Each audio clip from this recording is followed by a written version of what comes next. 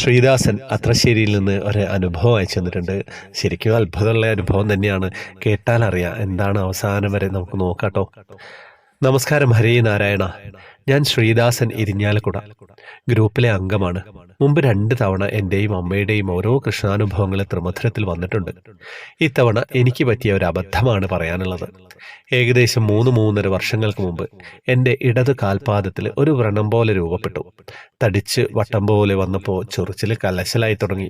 ചൊറിഞ്ഞ് തടിപ്പ് മാറാതെ 3 വർഷത്തോളം അങ്ങനെ തന്നെ ഇരുന്നു. ചില ഓയിൻമെൻറ്റുകൾ തേച്ചെങ്കിലും മാറിയില്ല. ചെരുപ്പിടുന്ന സ്ഥലമായതിനാൽ ചെരുപ്പുരഞ്ഞുകൊണ്ടിരിക്കുന്നതും പ്രശ്നമായി. ഇക്കാലയളവിൽ ആടിയ എണ്ണ തേക്കാൻ അമ്മ ആവർത്തിച്ച് പറഞ്ഞുകൊണ്ടിരുന്നു. ഞാൻ കാര്യമാക്കിയില്ല കേട്ടോ. ഭഗവാൻ ആടിയത് കാലിൽ എങ്ങനെ തേക്കുമെന്ന ആശങ്കയുണ്ടായിരുന്നു. എന്തോ ഭഗവാൻ തോന്നിച്ചതാവാം. ഒരു ദിവസം വിശ്വാസമൊന്നുമില്ലാതെ തന്നെ രാത്രി പുരട്ടി. പിറ്റേന്ന് പ്രകടമായ മാറ്റം കണ്ടു. അവിശ്വസിച്ചതിൽ തെല്ല ഖേരത്തോടെ പിറ്റേ ദിവസവും അങ്ങനെ 3-4 ദിവസം പുരട്ടി. അങ്ങനെ ഒരു മുറിവ് ഉണ്ടായിട്ടില്ലെന്ന പേരിൽ മാറിയിട്ടോ. ഇപ്പോൾ തൊലിയും വെളുത്തു വന്ന് തുടങ്ങിയിരിക്കുന്നു.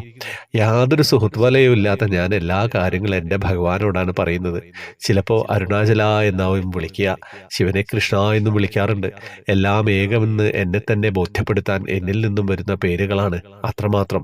ശ്രീമദ് ഭാഗവതം പോലുള്ള കഥകളിലൂടെ ഭഗവത് രസം നുകരാൻ, എപ്പോഴും കേൾക്കാൻ, കുറച്ചൊക്കെ കഥ പറയാനും ഇഷ്ടപ്പെടുന്ന എനിക്ക് തോന്നിയ അവിശ്വാസം എന്നെ തന്നെ ലജ്ജിപ്പിച്ചു. ആരോടും പറയാത്ത ഈ നാണക്കേടിൻ്റെ കഥ സജ്ജനങ്ങളോട് ഭഗവാന്റെ കാൽക്കൽ സമർപ്പിച്ചുകൊണ്ട് നിർത്തുന്നു. ഹരേ കൃഷ്ണ. ശ്രീദാസൻ, ആത്രശ്ശേരി, ഇരിഞ്ഞാലക്കുട. ആടിയ എണ്ണയുടെ മഹത്വത്തെക്കുറിച്ച് പറയേണ്ടതുണ്ടോ? നമ്മൾ ഏറ്റവും കൂടുതൽ വീഡിയോ ചെയ്തത് ആടിയ എണ്ണയുടെ മഹത്വത്തെക്കുറിച്ചായിരിക്കും അല്ലേ? അങ്ങനെയാണ് കാര്യങ്ങളൊക്കെ. ആടിയ എണ്ണ എന്താ പറയേണ്ടത്? ഞാനതിനെക്കുറിച്ച് കൂടുതൽ പറയില്ല. നിങ്ങൾ കമൻറ്റ് ബോക്സിൽ നോക്കാം, നിങ്ങൾക്ക് അതിൻ്റെ കാര്യങ്ങളൊക്കെ കിട്ടും. ഗ്രൂപ്പിലുള്ളവരുടെ പിന്നെ അവരുടെ ചർച്ചയൊക്കെ ആടിയ എണ്ണയുടെ കാര്യങ്ങളൊക്കെ കുറിച്ചൊക്കെ തന്നെയാണ് അധിക ദിവസവും.